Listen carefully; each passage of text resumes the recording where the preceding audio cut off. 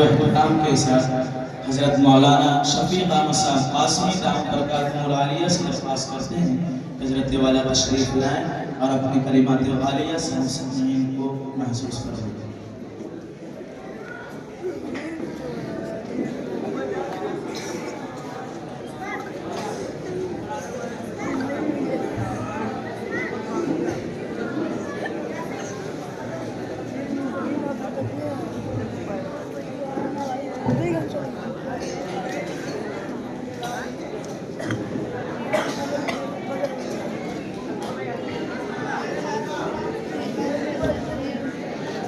السلام علیکم ورحمۃ اللہ وبرکاتہ۔ ان الحمد للہ نحمده ونستعینه ونستغفره ونؤمن به ونتوکل علیہ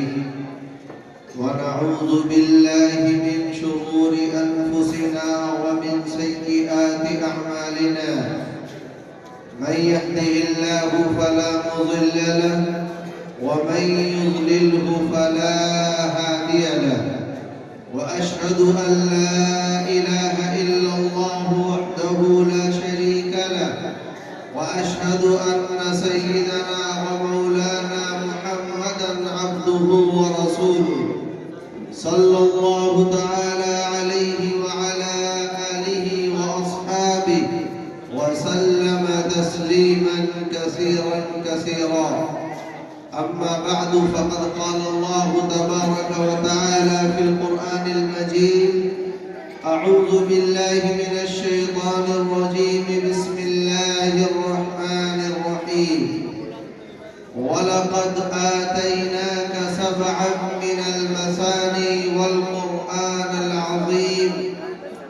لا تمدن عينيك إلى ما متعنا به ولا تحزن عليهم واخفض جناحك للمؤمنين، وقال تعالى: وأمر أهلك بالصلاة واصطبر عليها لا نسألك رزقا نحن نرزقك والعاقبة للتقوى، صدق اللہ العلی العظیم۔ اسٹیج پر تشریف فرما معزز مہمانان اعظام، سامعین ذی وقار، عزیز طلباء اور اس ادارے کے معطر اساتذہ کرام اور ذمہ داران،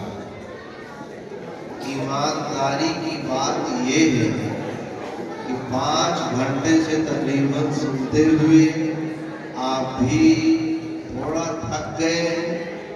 اور انعام سامنے لگا ہوا ہے، پروگرام پیش کرنے والے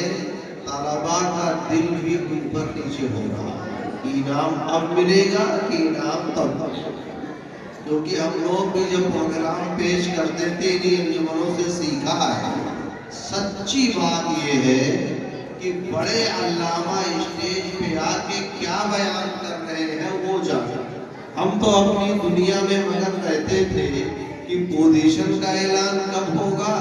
نام کہاں ہمارا ہے اور انعام کیا ہے۔ اسٹوڈنٹ لائف، طلبہ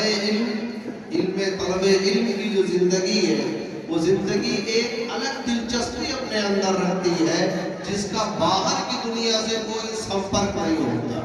وہ ایک الگ دنیا ہوتی ہے، ایک الگ جہان ہوتا ہے۔ اس لیے بہت زیادہ سننے کے موڈ میں آپ بھی نہیں ہیں، انسان بہر حال میں بھی، اس لیے زیادہ کچھ نہ کہتے ہوئے میں 1-2 بات آپ کے سامنے پیش کروں گا، چونکہ آج سے تقریباً 4 سال پہلے آپ کے اس گاؤں میں حاضری ہوئی تھی، 4 سال کے بعد آج حاضری ہو گئی۔ اس کے بیچ میں آنا ہوا، ویسے بھی پروگرام کے حوالے سے بات عرض کر رہا ہوں۔ 2 باتوں میں سے پہلی بات تو یہ ہے کہ مدارس کی جو اہمیت ہے، ظاہر ہے اب کرما خان میں کوئی آدمی آئے مہمان کی حیثیت سے اور کرما خان کے لوگوں کے سامنے مدارس کی اہمیت کو روشنی ڈالے تو سمجھ لیجئے کہ سورج کو چراغ کیونکہ جس گاؤں نے فقط 4-5 سالوں میں ایک غیر آباد غیر منظم مکتب کو ایک منظم ادارے کی شکل دے دی ہو، جس گاؤں کے نوجوانوں نے، جس گاؤں کے بزرگوں نے، جس گاؤں کی ماں اور بہنوں نے قربانیاں دے کر کے ایک معمولی سے مکتب کو اتنا بڑا ادارہ بنایا کہ دارالعلوم دیوبند کے اساتذہ کرام کے درمیان اس کا چرچا ہونے لگا، میں ایک حقیر آدمی ان کے سامنے مدرسے کی اہمیت پر کیا روشنی ڈالوں گا؟ میرے لیے تو یہ حیرت انتہا کی بات رہی جب مجھے یہ پتا چلا کہ 45 سے 60 بچے ہوں گے اور ان کے کھانے کا نظم گاؤں سے ہو رہا ہے۔ کمال ہے، واقعی سلام ہے ان خواتین کو جو اپنے ہاتھوں سے قربانیاں دے کر کے ان مہمانان رسول کے لیے، طلبہ علم کے لیے کھانے کا انتظام کر رہے ہیں۔ ایک دن کی کہانی ہو، ہم اور آپ گھر والے ہیں، ایک دن کی کہانی ہو تو ایک دن کی بات ہو، مستقل ایک ادارے کو چلانا اور گھر سے کھانا آئے اور گھر کی خواتین کھانا بنا کر بھیج دے، کتنا مشکل کام ہے۔ کرما خان کے علاوہ کسی اور گاؤں کے اگر آپ ہیں، آپ لگاتار 4 دن اپنے گھر مہمان بلا کر دیکھ لیجئے، 5ویں دن آپ کے وزیر داخلہ کا احتجاج کا آجاد کریے گا۔ آپ 4 دن بنا کر دیکھ لیجئے، 5ویں دن ہو جائے گا، اپنے مہمان کو اپنے گھر میں جائیے، ہوٹل میں کھلائیے، ہمارے بس کا نہیں ہے۔ کرما خان کی خواتین کو واقعی تہہ دل سے سلام کہ انہوں نے بڑی جفا کشی اور قربانی کا یہ مظاہرہ کیا ہے کہ اس طرح کے ایک لمبے اسٹاف کے کھانے کا ذمہ اپنے اوپر لے لیا، اور حضرت مولانا محمد شاہد صاحب جو ہم سب کے رفیق ہیں، ان کے حوصلوں کو اڑان بھرا ہے اور ان کو یہ آواز دی ہے، حقیقت میں آپ قدم آگے بڑھاؤ، ہم تمہارے ساتھ ہیں۔ یہ نیتا جی کے سپورٹر والا نعرہ نہیں ہے، وہ بھی نعرہ لگاتے ہیں نیتا جی قدم آگے بڑھاؤ ہم تمہارے ساتھ ہیں۔ نیتا اگر نوسکھیا ہو، ان گاؤں والوں کا نعرہ سن کے تاؤ میں آ جاتا ہے، پردھانی کے الیکشن میں کود گیا، بعد میں بچا کہ نعرہ لگانے والے دوسرے کے گول میں تھے، وہ تو اس لیے چڑھا دیے تھے تاکہ یہ پردھانی کے چکر میں اپنا 2 بیگھہ کھیت بیچ دے اور اس کے بعد ہم مزہ لے کے نیتا جی آگے بڑھو ہم تمہارے ساتھ ہیں۔ لیکن کرما خان کے لوگوں نے اس نعرے کو حقیقت میں بدلا ہے، اس نعرے کو حقیقت میں بدلا ہے کہ مولانا آپ آگے بڑھیے، ہم آپ کے ساتھ ہیں، اگر آپ کو ضرورت ہے قیام گاہ کے لیے ہم قیام گاہ دیں گے، آپ کو ضرورت ہے پیسے کا ہم پیسہ دیں گے، آپ کو ضرورت ہے کھانے کے انتظام کا ہم انتظام کریں گے، غلہ چاہیے ہم دیں گے، جلسہ کرانا ہم دیں گے۔ یہاں کے لوگوں نے جس طریقے سے سپورٹ کیا ہے، حقیقت میں بتا رہا ہوں، اگر دیگر گاؤں کے لوگ بھی اپنے نئے فاضل کا اس طرح سے ساتھ دے، انقلاب جس طریقے سے یہاں آیا ہے پوری دنیا کے اندر انقلاب آ جائے گا، شرط یہ ہے کہ لوگ ساتھ دینے کے لیے تیار ہوں۔ اور گاؤں کے ساتھ ساتھ یہ حضرت مولانا محمد شاہد صاحب کے جذبے کو بھی سلام ہے۔ ابھی راستے میں آتے ہوئے میں نے کہا کہ مولانا ایک تو ایک ویران جگہ اتنے اندر، دوسرے اپنے گاؤں میں کام کرنا اتنا مشکل کام ہے، اتنا مشکل کام ہے کہ بعض لوگ کہتے ہیں، ہمارے دیہاتی بھاشا میں ایک کہاوت ہے، روئیت ٹوٹی میں ہاتھی ہلائی، آسان کام نہیں ہے۔ یہ جو لوٹا ہوتا ہے اس کی جو ٹوٹی ہوتی ہے جس سے وضو کرتے ہیں، مٹی کا برتن ہوا کرتا تھا تو اس کو گاؤں والے ٹوٹیاں بولتے تھے، اس کی جو ٹوٹی ہے اس پہ ہاتھ ڈالو کتنے آسانی سے چلا جائے گا۔ تو گاؤں میں کام کرنا اتنا ہی مشکل ہے، اس لیے کہ اگر آدمی گاؤں میں کام کرتا، میں تو یہاں کی صورتحال سے واقف نہیں، لیکن بہرحال گاؤں کی پیداوار گاؤں والا گاؤں والوں کو اچھی طریقے سے جانتے ہیں، اور گاؤں کی زندگی کا مزہ بھی الگ ہے۔ بات کرنے میں جو ٹون ہوتا ہے، باہر کا آدمی سمجھے گا لڑ رہے ہیں، لیکن حقیقت میں وہ مزہ لے رہے ہوتے ہیں۔ میں ایک واقعہ اس بیچ میں سنا دوں، میں اپنے میرے خیال سے گیہوں کی کٹائی کا موقع تھا، 2 سگے بھائیوں کی گفتگو بتا رہا تھا، مسجد سے نماز پڑھ کے نکلے ایک بھائی کا گیہوں کٹ کے آیا، دروازے پہ پڑا ہوا تھا، اس میں دوسرے بھائی کا بکرا وہ گیہوں کھا رہا تھا۔ دونوں بھائی بڑے چھوٹے مسکراتے ہوئے مسجد سے نکلے، تو جن کا گیہوں تھا انہوں نے طنز مارتے ہوئے کہا بڑے بھائی سے، ہاں بھائی پھر آئے ہو، کھلائے لیو، اٹھائے لیو بھیا بات وغیرہ، پھر تو گیہوں ملے ہیں، اب یہ آپ کو باہر کہیں نہیں ملیں گے۔ اچھا بڑے والے کو غصہ ہونا چاہیے نا، وہ غصہ نہیں ہوا، مسکرا کے الٹا کہنے لگے، ارے تم تو نہ کہ ہاتھ دیو، سوچت دو بار ایک کھائے لیے وہ کے بعد وہ کمری میں چھٹی میں ہے۔ اب یہ گفتگو آپ کہیں پا سکتے ہیں، ایک گاؤں کے ماحول میں آپ کو ملے گا۔ تو گاؤں کے ماحول میں بڑا مشکل ہوتا ہے کام کرنا۔ اگر محلہ امام صاحب یا مولانا صاحب صاف ستھرے ہیں بھی تو کوئی صاحب یہ اعتراض کرتے کہ نہیں حافظ جی کے کھاتا کے کھانا کے خواجہ کا لڑکا ہے، دیکھو ایسے کرتے ہیں۔ اور حافظ جی کیا کرے بھائی بتاؤ، حافظ جی بھتیجا کو کام کہہ دیا مولانا صاحب نے، تو اس کے بعد مولانا صاحب کا دیکھو نا، لیکن لوگ کیا کہیں گے تو مولانا صاحب ایسا بیان کرتے رہے اور ان کے بھائی کے بھتیجا کے ناتی کے پوتا کے دادا ایسا کرتے رہے۔ اس لیے مشکل کام ہوتا ہے واقعی، لیکن میں یہاں آگے یہ دیکھ رہا ہوں کہ گاؤں والوں نے مکمل سپورٹ کیا ہے مولانا کا۔ اس کا مطلب یہ ہے کہ مولانا نے بھی گاؤں والوں کو حتی الامکان جوڑنے کی کوشش کی ہے۔ بہرحال کچھ اونچ نیچ اوپر نیچے چیزیں کوئی آسمان سے اترا ہوا فرشتہ نہیں ہے۔ میں واقعی بتا رہا ہوں، یہاں کی زمینی صورتحال سے واقف نہیں ہوں، میں ایک عام بات کہہ رہا ہوں کہ اگر آپ یہ سوچو کہ اب جبرائیل امین اتر کے آئیں گے ہمارے درمیان کام کریں گے تب گاؤں کا اصلاح ہو، تب گاؤں کی اصلاح ہوگی، انتظار کرتے رہیے، اصلاح ہو چکی ہوگی۔ اب جو ہمارے اپنے ہیں وہ جیسے بھی ہیں انہی کو کام میں لانا ہے، انہی سے کام لینا ہے، انہی کے ساتھ مل کر کے اس خوبصورت بزم کو جس طریقے سے سجایا ہے۔ جب کہیں بھی اس طرح کی محفل آپ دیکھیں تو ایک دعا یہ ضرور کیا کیجئے کہ اللہ نظر بد سے بچائے، یہ دعا ضرور کیا کیجئے۔ اور اداروں کی زندگی میں یہ عجیب تاریخ ہے، اگر وہاں تعلیمی کے ساتھ ساتھ تعمیری ترقی ہوتی ہے تو یہ دعا اور ضروری ہو جاتی ہے، کیونکہ اگر تعمیری ترقی ہوتی ہے پھر لوگوں کی نگاہیں غلط اٹھتی ہے، پتہ نہیں کیا بات ہے، پھر تعلیم کا میدان نیچے جانے لگتا ہے۔ اللہ تبارک و تعالیٰ اس ادارے کو تعمیری اور تعلیمی دونوں اعتبار سے ترقی عطا فرمائے۔ آپ حضرات کے جذبات کو سلام کی 5 سالوں میں جو بدلاؤ آپ لے کر کے آئے ہیں، آپ یقین جانیے صرف 10 سال آپ اس کو برقرار رکھیے گا نا، آپ دیکھیں گے کرما خان کا نام کہاں کہاں جاتا ہے۔ دوسری بات، جو طلبہ دینی علوم سیکھ رہے ہیں اور ان کے جو سرپرستان ہیں ان سے مجھے عرض کرنی ہے اس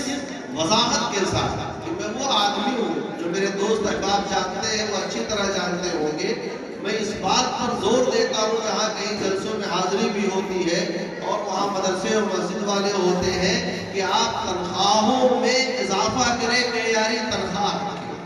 اس لیے میری گفتگو کا مطلب ہرگز نہ نکالیے گا کہ میں یہ چاہتا ہوں کہ اخلاص کے نام پہ کسی کا استحسان ہوتا رہے، ہرگز یہ نظریہ قابل قبول نہیں۔ لیکن پھر بھی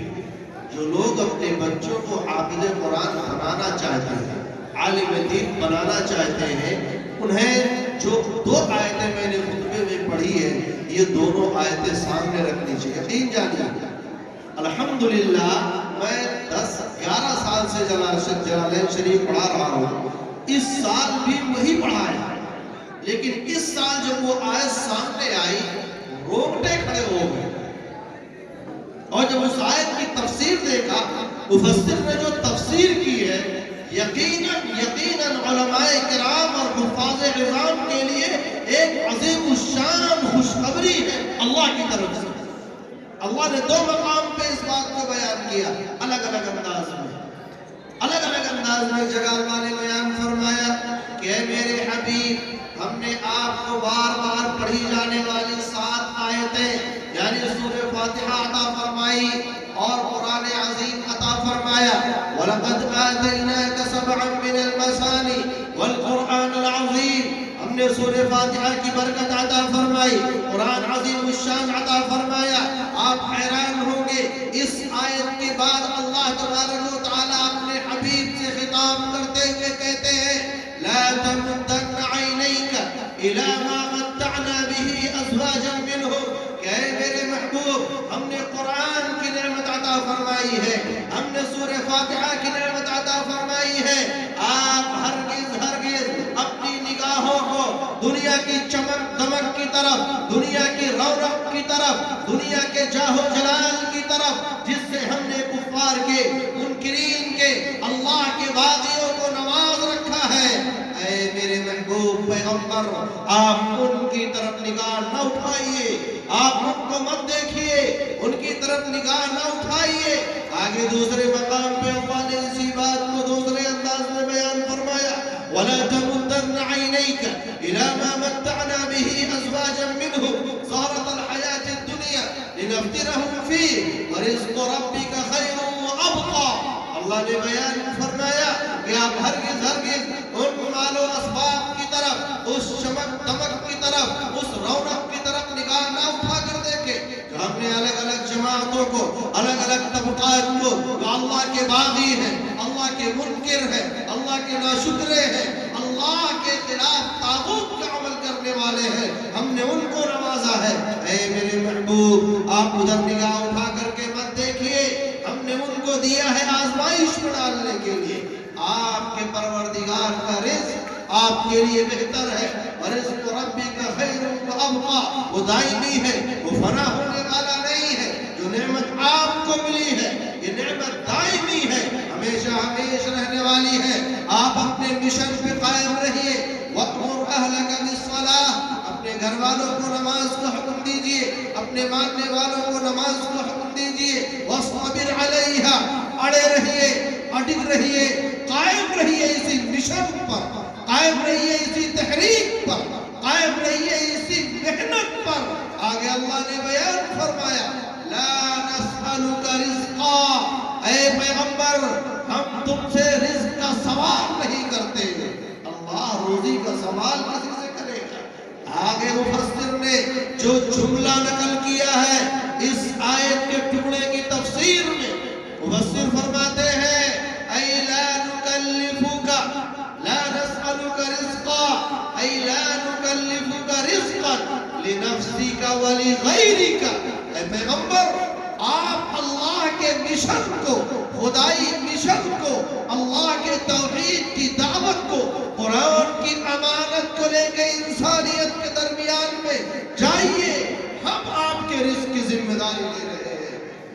ہم آپ کے رزق کی ذمہ داری بھی آپ پر نہیں ڈالیں گے۔ اللہ نے آگے بیان فرمایا نحن نرزقک، ہم آپ کو روزی دیں گے، ہم آپ کو رزق دیں گے، آپ کے کھانے پینے کا انتظام کریں گے۔ اور میں آپ کو ضمانت کے ساتھ علماء کی موجودگی میں یہ جملہ کہہ کے جا رہا ہوں کہ یہاں جو وعدہ ہے یہ آخرت کا وعدہ نہیں ہے، یہ دنیا کا وعدہ ہے۔ اس لیے کہ اسی آیت کے ٹکڑے میں آگے اللہ نے بیان فرمایا والعاقبۃ للتقویٰ، رہا آخرت کا مسئلہ وہ تو آپ کے لیے ہے ہی، وہ متقیوں کے لیے ہے ہی۔ ہم دنیا کے اندر رزق کے مسئلے کو حل کر دیں گے۔ اے قرآن کے ماننے والوں، خدا کی قسم کھا کے کہتا ہوں کہ ایک مرتبہ خدمت قرآن کے لیے اپنی کشتیوں کو آگ لگا کر کو تو دیکھو، انشاءاللہ تعالی خدائے وحدہ لا شریک اپنے وعدے کے مطابق رزق کے ایسے دروازے کھولیں گے کہ انسان حیرت میں پڑ جائے گا۔ لیکن شرط یہی ہے استحصال نہ ہو، شرط یہی ہے کسی کے ساتھ ناانصافی نہ ہو، اخلاص کے نام پر کسی کی حق تلفی نہ ہو، پورے امانت کے ساتھ، پورے دیانت کے ساتھ۔ جب ایک ادارہ جو خدمت قرآن کے اندر لگا ہوا ہے اس کے ذمہ داران ہو، اس کے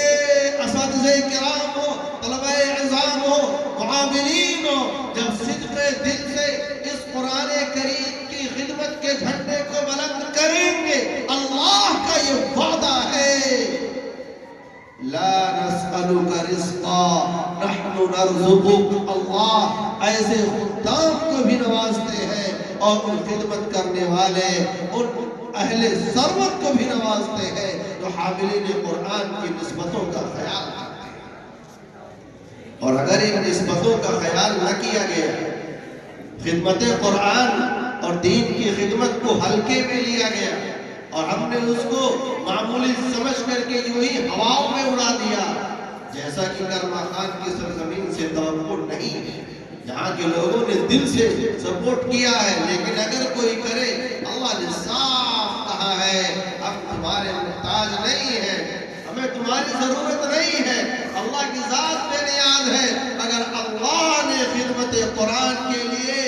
چنا ہے میرے بھائیوں، کسی بھی اعتبار سے، چاہے ہم معلم ہو، چاہے ہم سرپرست ہو، چاہے ہم اولاد کی قربانی دے رہے ہو، چاہے ہم دولت کی قربانی دے رہے ہو، چاہے ہم وقت کی قربانی دے رہے ہو، کسی بھی اعتبار سے اگر اللہ نے قرآن کی خدمت کے لیے ہمیں اور آپ کو منتخب کیا ہے تو آپ یقین جانیے کہ آپ اس خدائی لشکر کا حصہ ہے جن کو اللہ نے اپنے کلام کی حفاظت کے لیے چنا ہے۔ اللہ نے اپنے کلام کی حفاظت کے لیے چنا ہے، اور اللہ جس کو چنے وہ واقعی عظیم شان ہوتا ہے۔ آپ قرآن کی حفاظت پر ایک سرسری نظر دیکھیں، قرآن نازل ہو رہا ہے، اللہ کے نبی صلی اللہ علیہ وسلم ان مکاتب اور مدارس اور ان میں پڑھنے والے اور قرآن کو سیکھنے سکھانے والوں کا مقام کیا ہے، آپ اس سے اندازہ لگائیں۔ اللہ کے نبی اس فکر میں ہے کہیں ایسا نہ ہو جبرائیل امین قرآن کا کوئی حصہ پڑھ کے آگے چلے جائے اور قرآن کا کوئی حصہ چھوٹ جائے، اس لیے جبرائیل امین آگے آگے، حضور پیچھے پیچھے تیزی کے ساتھ۔ اللہ نے فرمایا لا تحرک به لسانك لتعجل به ان علینا جمعه وقرآنا۔ اے محبوب آپ اپنی زبان کو جلدی جلدی حرکت نہ دیجیے، آپ جلدی نہ کریں اس فکر میں کہ قرآن کا کوئی حصہ رہ نہ جائے۔ کیوں؟ اللہ نے فرمایا ان علینا جمعه وقرآنا۔ اے محبوب کہ قرآن کو جمع کرنا، قرآن کو محفوظ کرنا، قرآن کو پڑھنا اور پڑھانا یہ ہم نے اپنے ذمہ لے رکھا۔ اللہ یہ کہہ رہے ہیں کہ ہم نے اپنے ذمہ لے رکھا ہے۔ چنانچہ اللہ کے نبی صلی اللہ علیہ وسلم نے قرآن کو ٹھہر ٹھہر کے پڑھنا شروع کیا اور آپ کے سینہ اطہر میں قرآن کی نورانی آیات اترتی رہی، اور جب وہ نورانی آیات قلب مصطفیٰ سے ہو کر کے آپ کے زمانے نبوت سے نکلتی، صحابہ رسول کا جمگھٹا، صحابہ رسول کا فداکاروں کی جماعت وہ حاضر موجود ہے، انہوں نے قرآن کے نورانی کلمات کو اپنے سینے میں لیا، صحابہ کرام کے سینے سے قرآنی مقدس قرآن کی وہ آیتیں تابعین کے سینوں میں گئی، تابعین سے تبع تابعین کے سینوں میں گئی، حفاظ اور قرہ کا ایک سلسلہ چل پڑا۔ پھر کیا تھا؟ مسلمان جہاں گئے قرآن کی اس نعمت کو ساتھ لے کر کے گئے، مسلمان جہاں بھی گئے قرآن کی حفاظت کے فریضے کو انجام دیتے رہے۔ آپ کی اس سرزمین کرما خان پر بھی کوئی آیا ہوگا جس نے حفاظت قرآن کریم کے لیے ایک ننھا سا پودا لگایا ہوگا، یہ لگایا پودا تھا، مرجھا رہا تھا، ایک عالم دین نکلا آپ کے اسی گاؤں کا، دارالعلوم دیوبند پہنچا، وہاں سے اکتساب فیض کیا، اسی گاؤں میں لوٹ کر کے آیا اور قرآن کریم کی حفاظت کا جو وعدہ اللہ تبارک و تعالیٰ نے اپنے محبوب سے لیا تھا اور کہا تھا کہ ہم چنیں گے ان افراد کو جو قرآن کی حفاظت کریں گے، قرآن کا کوئی حق ضائع نہیں ہوگا، انہوں نے آ کر کے یہاں پر ایک قرآنی محفل سجائی، قرآن کی ایک بزم آراستہ کی، یہاں ناظرِ قرآن شروع ہوا، لوگوں کی زبان پر قرآنی آیات جاری ہونے لگے، بچوں نے قرآن کو اپنے سینوں میں محفوظ کیا۔ آپ کے اس گاؤں میں مجھے معلوم ہے کئی تراویحیں ہوتی ہیں، بچے سنانے والے زیادہ ہیں، مسجدیں کم ہیں، یہاں قرآن کا ایک ماحول بنا۔ در حقیقت یہ اسی خدائی، اسی وعدے خداوندی اور خدائی وعدہ کا شاہکار ہے جو اللہ نے کہا تھا اے میرے محبوب پریشان نہ ہو، ان علینا جمعہ وقرآنا، قرآن کو جمع کرنا، قرآن کو محفوظ کرنا، قرآن کی حفاظت کرنا، انا نحن نزلنا الذکر وانا لہ لحافظون، یہ میری ذمہ داری ہے، یہ ہماری ذمہ داری ہے محبوب، یہ آپ کی ذمہ داری نہیں ہے۔ چنانچہ اس گاؤں کے اندر قرآن کریم کی بزم آراستہ ہوئی، سال بھر میں 7 بچے حافظ قرآن بنے، پچھلے سالوں میں کچھ بچے حافظ قرآن بنے، ان کی دستار بندی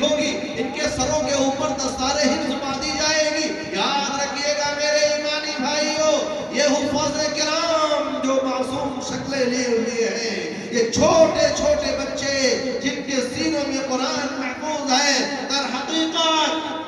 در حقیقت یہ اس خدائی لشکر کا حصہ ہے جن کو خالق کائنات نے اپنے آخری کلام کی حفاظت کے لیے چن لیا ہے، اور یہ دنیا کے اسٹیج پر کھڑے ہو کر کے برملا یہ اعلان کر سکتے ہیں کہ اس روئے زمین سے قرآنی احکام کو، قرآنی تعلیمات کو، قرآن کے الفاظ کو مٹانے کا خواب دیکھنے والے دیوانوں، قرآن مٹانا تو بہت دور کی بات ہے، اگر زبر کو زیر میں تبدیل کرنے کی کوشش کرو گے، کرما خان کی سرزمین سے دسیوں اور سینکڑوں حفاظ کھڑے ہو جائیں گے یہ اعلان کرنے کے لیے کہ بجھ نہیں سکتا کسی حدیث قرآن کا چراغ، آندھیوں خود آسمانوں سامنے میدان ہے، یہ بچے حفاظت قرآن کریم کا وہ فریضہ انجام دیں گے انشاءاللہ تعالی کہ اپنے لیے بھی اور آئندہ آنے والی نسلوں کے لیے بھی صدقہ جاریہ کریں گے انشاءاللہ۔ بس دعا فرمائیے کہ یہ علمی گلشن اسی طریقے سے ہنستا مہکتا اور آباد رہے، اور یہ عزم مصمم کیجئے کہ ہم اپنے اندر نیا جوش، نیا جذبہ پیدا کریں گے، دیار عشق میں اپنا مقام پیدا کر۔ علامہ اقبال نے کہا تھا دیار عشق میں اپنا مقام پیدا کر، نیا زمانہ نئے صبح و شام پیدا کر، خدا اگر دل فطرت شناس دے تجھ کو، دل فطرت شناس جو فطرت کو پہچاننے والا ہو، جو ضرورت کو پہچاننے والا ہو، خدا اگر دل فطرت شناس دے تجھ کو، سکوت لال و گل سے کلام پیدا کر۔ مولانا شاہد صاحب کو اللہ نے دل فطرت شناس دیا، انہوں نے ان خاموش بچوں سے جو لال و گل کی شکل میں ہیں ایسا کلام پڑھوایا کہ ہم 4 گھنٹہ تک سنتے رہے۔ تبھی شاعر نے کہا خدا اگر دل فطرت شناس دے تجھ کو، سکوت لال و گل سے کلام پیدا کر۔ اٹھانا شیشہ گرانے فرق کے احسان، سفال ہند سے مینا و جام پیدا کر، اور تیرا طریق شیر میں ہے میرا طریق امیری نہیں فقیری ہے،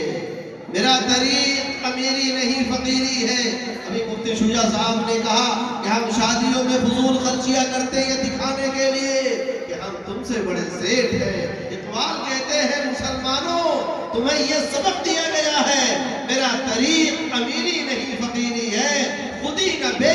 غریبی میں نام پیدا کر، خودی نہ بے غریبی میں نام پیدا کر۔ اس عزم مصمم کے ساتھ ہم سب یہاں سے اٹھے کہ اٹھو مومنو،